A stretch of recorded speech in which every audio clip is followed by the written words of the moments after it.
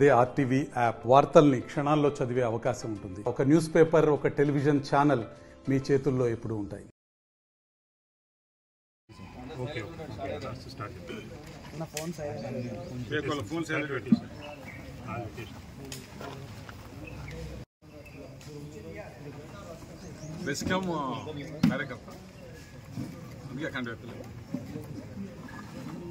కొంచెం సీనియర్లు తిరుపతి అన్న సిట్టింగ్ కాన్స్టేబుల్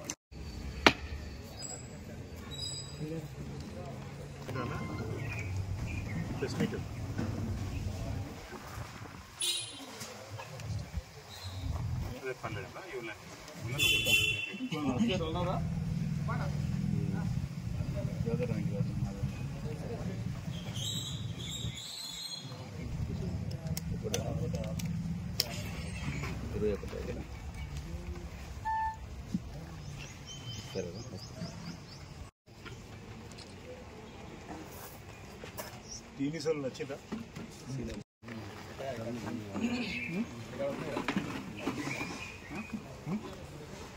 మంచిర్యాల గుండెకాయ లాంటిది. మంచిర్యాల ప్రజలే కాకుండా ఇతర ప్రాంత ప్రజలు కూడా ఎంతో సంతోషపడ్డారు. పెద్దపల్లి జిల్లా వాళ్ళు కూడా సంతోషపడ్డారు. ఒక మంచిర్యాల అంతర్గామ గోదావరి ఒక మంచి బ్రిడ్జ్ అవుతుంది, మాకెంతో లాభం దొరుకుతుందని అందరు ఎన్నెన్నో కళలు కన్నారు. దానికి టెండర్ ప్రక్రియ, అగ్రిమెంటు, పనులు చేయడానికి కూడా ఆయన అది కూడా మొదలు పెట్టడం జరిగింది, సైట్ వాళ్ళు కూడా. ఈ సందర్భంలో ఇక్కడ మంచిర్యాల నుండి గెలిచిన ఎమ్మెల్యే మంచిర్యాల మీద ఉన్న కోపం అనుకోండి, దేశభావం అనుకోండి, ఆయన ఒంటెద్దు పోగడు అనుకోండి, మంచిర్యాల అభివృద్ధి కావద్దు. అందులో ముఖ్యంగా దివాకర్ రావు చేసిన పనిని నేను రద్దు చేయాలనే ఒక దురాలోచన. అంటే సాధారణంగా ఎవరు కూడా ఇలాంటి పనులు చేయరు.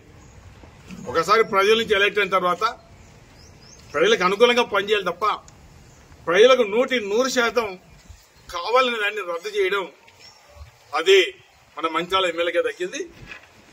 ఈ 164 కోట్లు రద్దు చేసి దానికి బదులుగా రోడ్డు ఒకసారి అర్థం చేసుకోండి. ఇది ఎంత ప్రాధాన్యత గల రోడ్డు. ఎక్కడికి పెట్టాడా రోడ్డు? 6 వరుసల రోడ్ అట.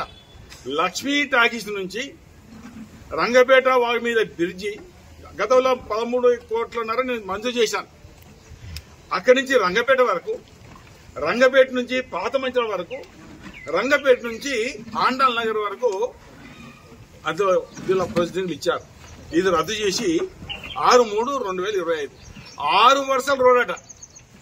ఈ బ్రిడ్జ్ ఏమో ప్రాధాన్యత గల బ్రిడ్జి క్యాన్సిల్ చేసి అక్కడ పెద్దగా గ్రీన్ఫీల్డ్ రోడ్ వస్తుంది, ఏది హైవే వస్తుంది, అది ములకల కాంచి అక్కడ బొగ్గల పోతుంది. అంత పెద్దగా ఆల్రెడీ పాత మంచిర్యాల నుంచి బ్రహ్మాండంగా సిమెంట్ రోడ్ చేయడం జరిగింది. 6 వరుసలు మటమాడిగా ఆయన మాట్లాడితే 6 వరుసలు అంటారు.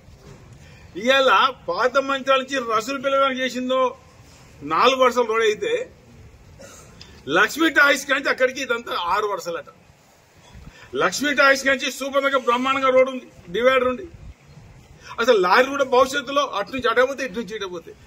అంటే ఈ ఆలోచన చెప్పండి. ఎమ్మెల్యే ఆలోచన దురాలోచన అవునా కాదని ఇవాళ మంచిర్యాల ప్రజలకు, కాన్స్టిట్యూన్సీ జిల్లా ప్రజలు కూడా కోరడం జరుగుతుంది. ఇది చర్చ కావాలి. దివాకర్ మీద కోపం ఉంటే మంచిర్యాల ప్రజలు ఏమన్నారే నీకు మంచిర్యాల ప్రజలు ఓటేలేదా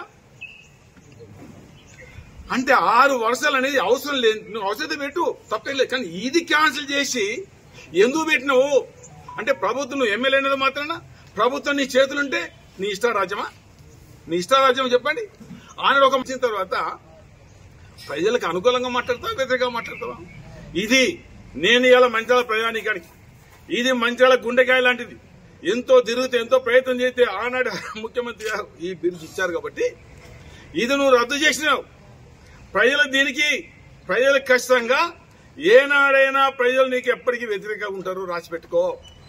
నేను ప్రజలు మనవి చేస్తున్నా, నేను కోరుకుంటున్నా. ఇలాంటి ఎమ్మెల్యే రద్దు చేసిన ఎమ్మెల్యేకు మీరు ఏ రకంగా రేపు గుణపాఠం చెప్పాలని కూడా మరి సందర్భంలో గుర్తు చేస్తూ 2022లో మళ్లీ కేసీఆర్ నాయకత్వాన్ని ఇక్కడ ప్రభుత్వం ఏర్పడుతుంది.